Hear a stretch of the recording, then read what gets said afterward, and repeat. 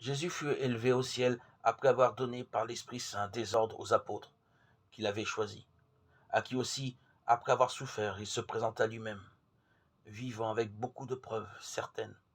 Pendant 40 jours, il se montra à eux et leur parla de ce qui concerne le royaume de Dieu. Acte 1, 3. Après sa résurrection, Jésus ne se présente pas devant les autorités qui l'ont condamné, ni devant le peuple qui a réclamé sa crucifixion. Mais le premier jour de la semaine qui suit la Pâque juive, il apparaît 5 fois aux siens avec beaucoup de preuves certaines de sa résurrection.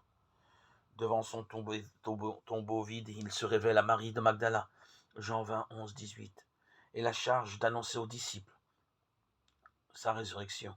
Il va à la rencontre des femmes qui reviennent du tombeau et les envoie demander à ses frères de le rejoindre en Galilée. Là, ils me verront, dit-il, Matthieu 28, 8, 10. Il apparaît à Pierre, mais nous ne savons rien de cet entretien privé. Luc 24, 34. Sur le chemin d'Emmaüs, il se fait connaître à 2 disciples. Luc 24, 13, 31. Le soir, il se tient au milieu des apôtres et les invite à le toucher. Il mange devant eux et leur montre que tout ce que les Écritures avaient annoncé à son sujet s'est accompli. Luc 24, 36, 49.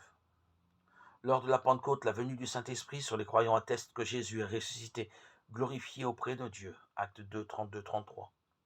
Les apôtres affirment de nombreuses fois avoir été les témoins de la résurrection du Seigneur.